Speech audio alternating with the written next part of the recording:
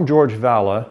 My professional name was George Bertini. I grew up in a circus family. I started riding unicycles in my dad's unicycle act when I was 4. I also learned how to do low wire act, which was my mother's specialty. The Bertinis are proud to be the only family in the world to perform on the high unicycle. Those are my 2 different turns that I did in the circus. I did that for 37 years as my livelihood. I moved here to Sarasota in 1969, not exactly a novelty to find a circus performer in Sarasota. It's kind of where we go and hang out. I was always an avid sports guy, and in addition to practicing for the circus acts, I played sports, and I played it with gusto. I played football, I played volleyball, I played basketball, I played soccer.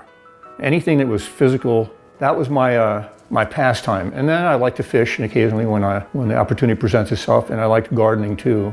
We met George in the fall of 2020, and he explains what he believes to be the cause of his lower back pain. Over the years, I had various injuries. I don't have a defining moment of when it happened or how it happened. It could have been a nutrition thing. I mean, I was carrying people on my shoulders on my unicycle. Some of them over 200 pounds, weighed more than I did, and sometimes 2 people on my shoulders. So to say when exactly, and the circus way of doing things is you sucked it up, you took an aspirin or something and you kept going, because we didn't have workman's comp. If you didn't work, you didn't get paid. It was that simple. And I had to adapt my lifestyle, so I started to phase out unicycling and circus altogether and started working at theater as a stagehand, and worked for several years as that pretty successfully until I blew out my back in 2004. So I sucked it up for 11 months, thinking I had a pulled glute or something stupid like that, to the point where I couldn't even sit down to eat. That's when I went to go and see a specialist when I lived up in Pittsburgh and Pennsylvania, and they told me I had a pretty bad back problem that needed immediate surgery. Initially, he tried some common treatments, but eventually required surgical intervention with fusion at levels L4-5 and L5-S1. Knowing that you have a herniated disc, Advil would mask it at best. It's not going to heal the disc problem. So I did go to a chiropractor. I went for deep tissue muscle massage therapy too. Basically made it feel good for the moment, but once I tried to be active and go back to work, it was just a waste of time. The doctor was actually one of the Steelers doctors at University of Pittsburgh Medical Center, and he said, "I've never seen a disc blown out like this." It was really bad. I had intense sciatic pain to the point where I could not sit down to eat. I couldn't sit down in a car. I couldn't sit down in church. Everywhere I was lying down. I was lying on a couch to eat dinner. I'd be lying in the pews at church service, which is really embarrassing. Looks like I'm falling asleep. So I had to go to a doctor, and they said, "Oh, we need to do surgery right now." I had 3 surgeries within 1 year's time. It culminated with a fusion, and let me tell you, bouncing back from fusion, it was really hard, very painful. I couldn't even bend over the sink to wash my face for weeks. It took a year before I could go back to any kind of work, and that's when I transitioned into driving. Driving was easy for me. I was driving trucks and trailers from my late teens.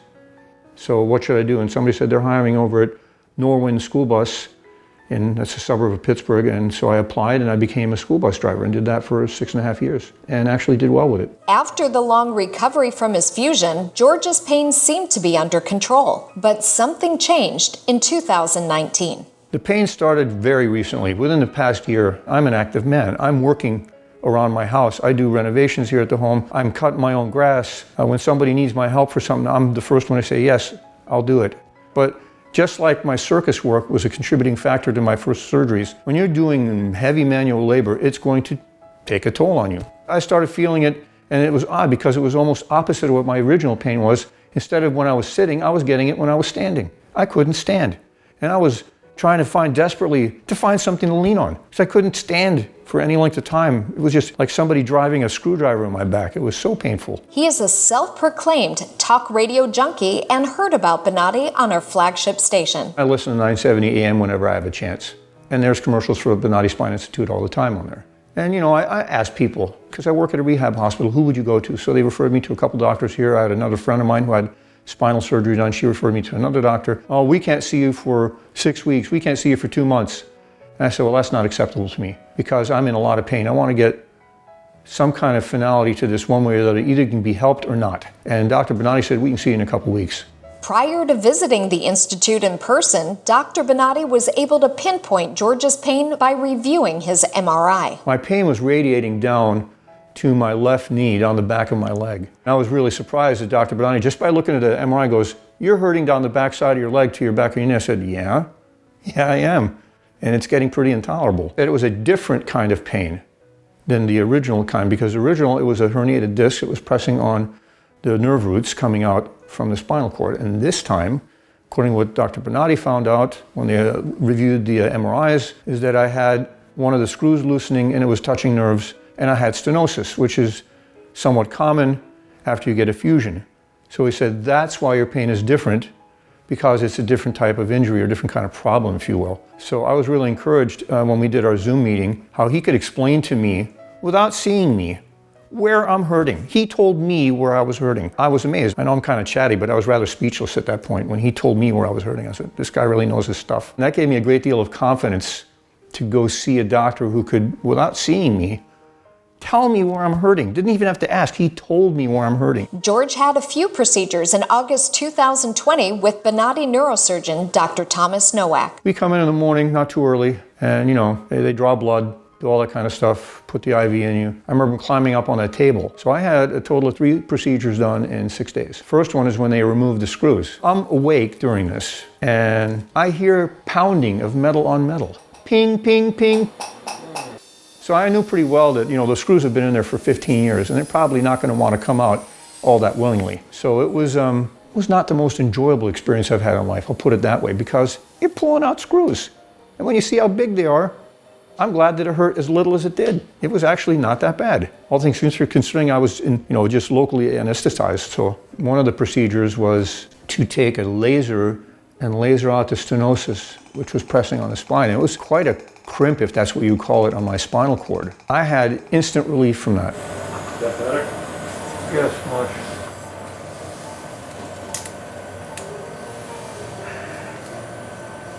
You feel a lot better, don't you, George? Yes, actually. Good. When I got back, of course, I still had pain because you have 2 incisions in your back. Different kind of pain. I did not have the spinal pain, the radiating pain down my leg anymore. That was gone. Yeah. Yeah, it does actually. Oh, this feels good. I feel almost normal. Yeah. It was just a matter of getting healed up. And within 2 weeks of leaving Bonatti's, I'm getting dressed by myself. I'm taking a shower by myself. I remember watching, particularly the last procedure, when they were going in with the laser and cleaning out the areas that were pressing on the spinal cord. I remember watching it, and I thought that was cool. And it didn't hurt a bit. I didn't feel anything. When asked about the differences between his fusion and the Bonatti spine procedures, George says, There's no comparison. The spinal fusion, like I said, I could not bend over a sink to wash my face. I had to stand straight and let all the water come down my body just to wash my face and shave. After Bonatti, I was shaving the next day, and I brushed my teeth because I always well, that's the old circus in me. I wanted to be presentable. I can't say enough good things. The first surgeries that I had, I was non-functional for a half a year, 3/4 of a year. I couldn't do diddly. I really couldn't. I was very debilitated from it. And the doctor even told me, you're not to do any kind of work for a half a year, and then slowly you can begin to do things. Dr. Bonatti's telling me I can go back to regular life, and that's what I wanted to hear. And that's what I'm doing. Staff was so polite and so considerate, very good at explaining everything. There were no really questions. When they asked me if I have any questions, I typically didn't, because they did such a good job of explaining everything. when it comes to others looking for pain relief, George encourages them to use caution. I would tell them, go see Bonatti's. In fact, I've done it with a couple of my friends that are in the circus that are retired also, that are a little younger than me with back problems. I said, you need to call Bonatti's up and see them, because you're going to have relief. I guarantee it. Don't be afraid. Don't be afraid at all.